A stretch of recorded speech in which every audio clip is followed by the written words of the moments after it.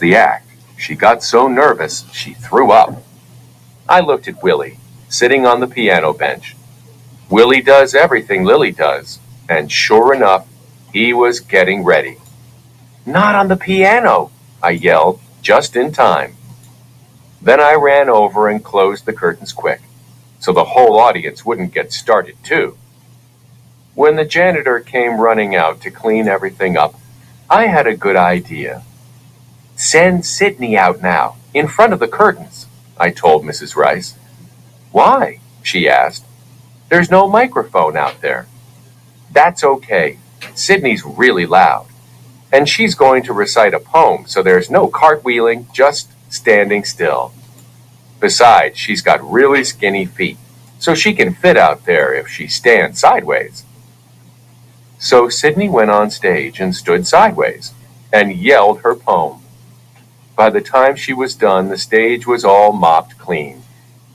Next came the hula hoopers, and they completely forgot what I told them about stopping. The music ended, but they just kept on going. Finally, I had to close the curtains to pull them off the stage so the jump ropers could go on.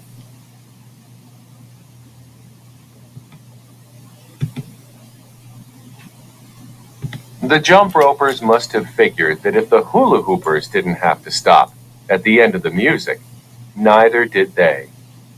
So I had to close the curtains on them, too. Then came Margaret.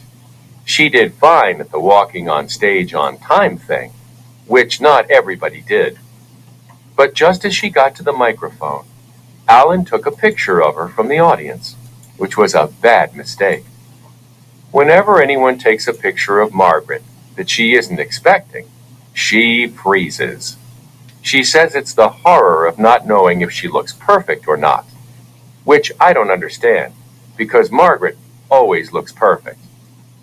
No matter, there she was, frozen on the stage with her mouth hanging open. For one tiny second, a little part of me thought, "Good, no showing off for you tonight."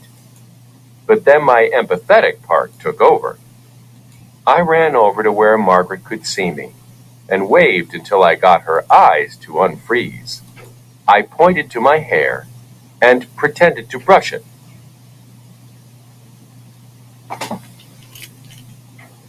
Margaret nodded like a robot. She turned to the audience.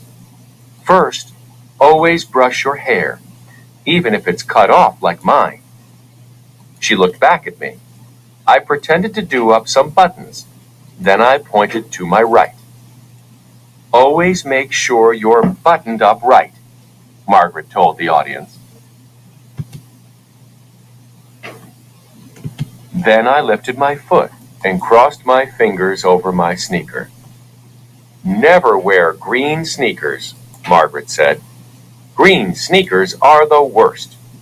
Then she shook herself, as if she'd been asleep. She went up closer to the mic. "Wait a minute," she said. "I was just kidding about that one.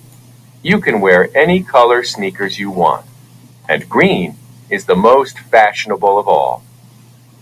She zoomed me a smile so huge, all her teeth bracelets sparkled like diamonds in the spotlight. I zoomed her one back, except with no teeth bracelets, because I don't have them yet.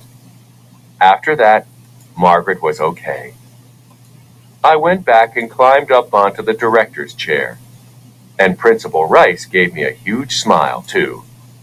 She leaned over and said, "I have the answer for you now, Clementine, about why you can't have a substitute. It's because there is no substitute for you. You are one of a kind." And that's when I realized I didn't have the worried feeling anymore. Instead, I had the proud feeling, like the sun was rising inside my chest.